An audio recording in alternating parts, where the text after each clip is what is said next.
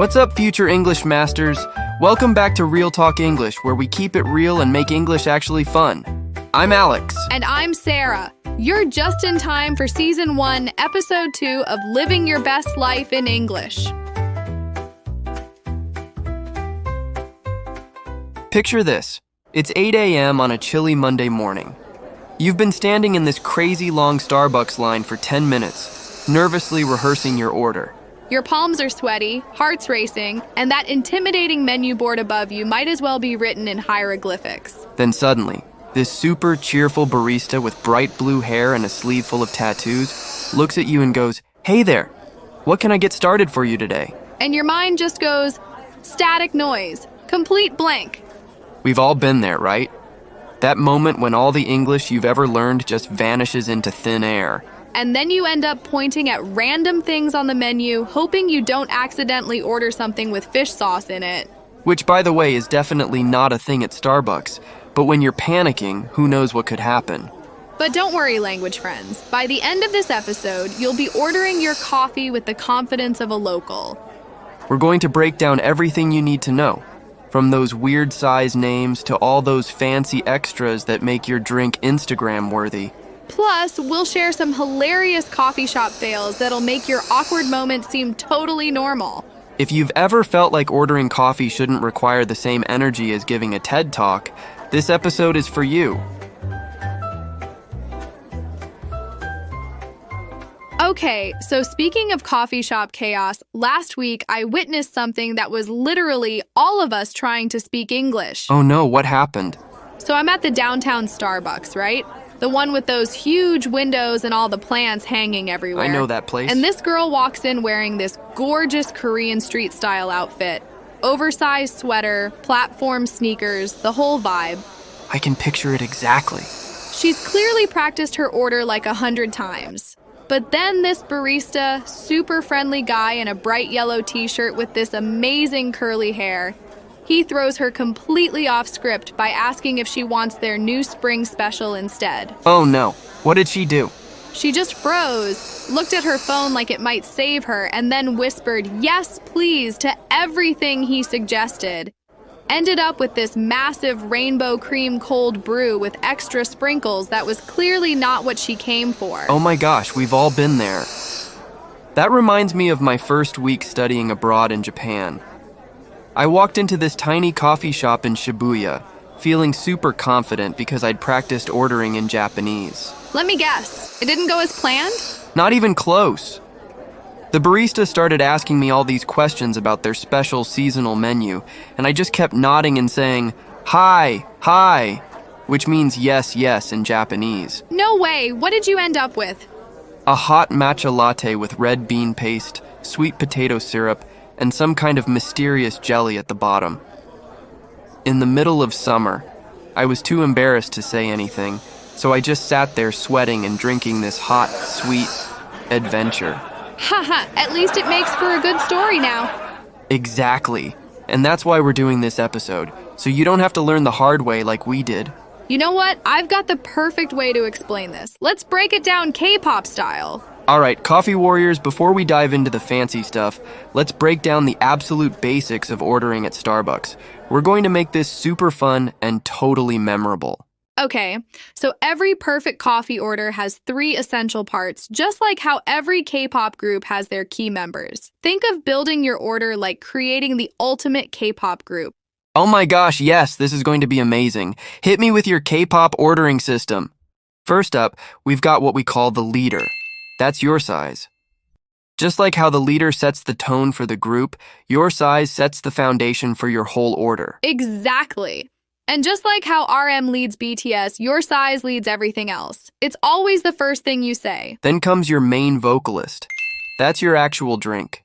It's carrying the whole show, just like how the main vocalist carries the song. Think of it like your latte or your Americano is your Jungkook or your Wendy. They're the star of the show. And finally, we've got the visual.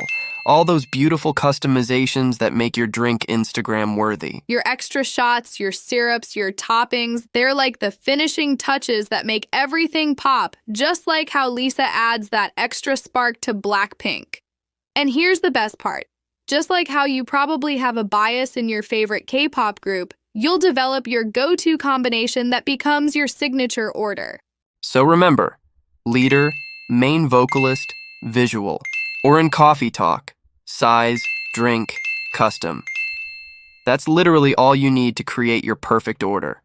And trust me, once you've got this system down, you'll be ordering like a total pro. No more deer in headlights moment when you reach the counter. Exactly. You don't need to memorize the entire menu. Just master your personal signature drink using these 3 components, and you're golden. True that. And the funny thing is, none of these sizes make logical sense. Like, since when does tall mean small? Now let's tackle that first essential part, sizes. And let me tell you, Starbucks sizes are like their own special language. Let me break it down for you in the simplest way possible. At Starbucks, you've got 5 sizes to choose from. Starting from smallest to largest, there's short, which is like their secret size. It's only 8 ounces and only available for hot drinks. Next up is grande. That's your medium, 16 ounces. This one's easy to remember because grande literally means big in several languages. Then we've got tall. That's your small, 12 ounces. Remember, even though tall usually means big, at Starbucks, it's actually their small size. Then there's venti.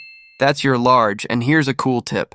Venti means 20 in Italian because it's 20 ounces for hot drinks. But wait, plot twist. A cold venti is actually 24 ounces. I know, it's confusing. And finally, we've got the giant of them all, the Trenta, which is 30 ounces and only available for cold drinks. Quick pronunciation guide, it's grande, not grand, and venti, not venti.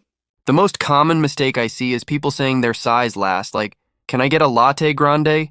That's a dead giveaway that you're new to this. Always remember, size comes first. Can I get a grande latte? That's how the pros do it. And here's a pro tip. Yay! If you're nervous about the fancy names, you can totally just say small, medium, or large. That's much easier. The baristas will know exactly what you mean. Now that we've mastered sizes, let's get into the actual drinks. I promise it's not as complicated as that menu board makes it look. Exactly. Think of it like 4 main families of drinks. Let's break each one down. Family number 1, your basic brewed coffees. This is your simplest option. Just regular coffee that's been brewed and waiting for you. And when ordering these, you can just say a medium coffee or grande Pike Place. That's their standard brew. Family number 2 is where we get fancy, the espresso drinks. And first things first, it's espresso, not espresso. Quick rundown of the most popular ones. A latte is mostly milk with espresso. A cappuccino has more foam, and an Americano is espresso with hot water. Don't forget about the macchiato. That's when the espresso sits right on top. And yes, you can get any of these iced. Moving on to family number 3, the famous frappuccinos. Think of these as the dessert section of the menu. These are always cold and blended with ice.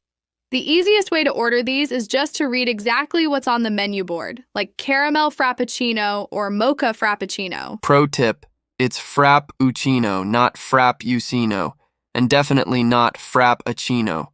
I learned that one the hard way. And finally, family number 4, all your non-coffee options.